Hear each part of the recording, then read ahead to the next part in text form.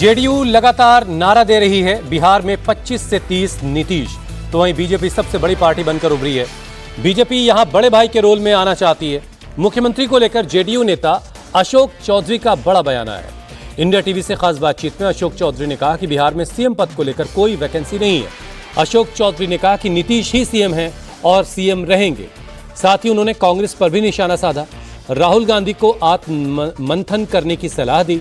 अशोक चौधरी ने कहा कि Rahul Gandhi fake narrative set करना छोड़ दें, नहीं तो कांग्रेस का यही हाल होगा। उन्होंने ये भी कहा कि अगर वो कांग्रेस में ही रहते तो उनकी हालत भी ऐसी ही होती जैसे आज कांग्रेस के बाकी नेताओं की है। अशोक चौधरी ने कहा कि बिहार में कांग्रेस की बुरी हालत इसलिए हुई है क्योंकि वो लालू यादव की पार्टी के पिछलग्गू बन गए।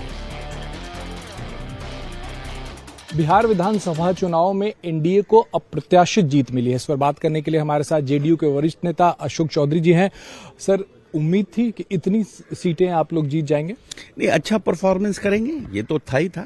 बट हम बार बार कहते थे मीडिया में भी और सब जगह कि अगर हम 170 क्रॉस कर जाएंगे तो रुकेंगे कहाँ, इसके हम लोगों को भी आइडिया नहीं है कि 170 के बाद हम कहाँ रुकेंगे, इसका हमें भी आइडिया नहीं है।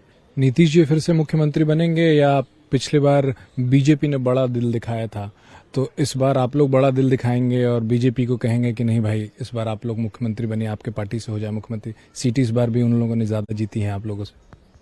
देखिए, हमको लगता है ये सब पार्टी के अंदर बैठ के किया जाएगा, लेकिन मुख्यमंत्री के लिए तो वैकेंसी नहीं है। नीतीश जी रहेंगे? रहना चाहिए नीतीश जी को। विपक्षी पार्टियां जो हैं वो पूरे चुनाव की प्रक्रिया पर सवाल उठा रही हैं। अलग अलग नेताओं के बयान आया, राहुल गांधी का भी बयान आया कि शुरू से ये जो पूरा इलेक्शन का प्रोसेस था वो निष्पक्ष नहीं था, निष्पक्षता पर सवाल उठा रहे हैं। अब देखिए, आप कर्नाटक जीतते हैं तब आप निष्पक्षता पर सवाल नहीं उठाते हैं। आप हिमाचल जीतते हैं तब आप निष्पक्षता पर प्रभाव उठाते नहीं हैं। आप बंगाल जीतते हैं तब आप नहीं उठाते हैं। और जब आप हरियाणा हार जाते हैं तब बोलते हैं, बिहार हार जाते हैं तब बोलते हैं। आप ये नहीं देखते हैं कि Congress has not performed well from last 20 years in Bihar. Why? आप पिछली बार 2010 में भी 4 सीट पे थे, इतना सीट तो आप अकेले ले आइएगा। सीमांचल में एमआईएम ने कितनी सीटें लड़ी? आप ही के बराबर सीटें हैं। You are a national political party, 100 years old. Are you competing with MIM? MIM तो ने ट्रोल कर रही कि हमारे वोट कांग्रेस खा रही है। ठीक बात कह रहे हैं।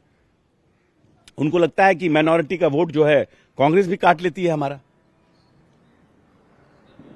बट है कि किसी को विधवा विलाप से तो कुछ चल होना नहीं है ना। आपको तो अपने आप को रिलोकेट करना पड़ेगा ना। आपके जो लोग हैं जिन्होंने 55 साल आपको दिया है, उनका कैरियर आपने खराब कर दिया।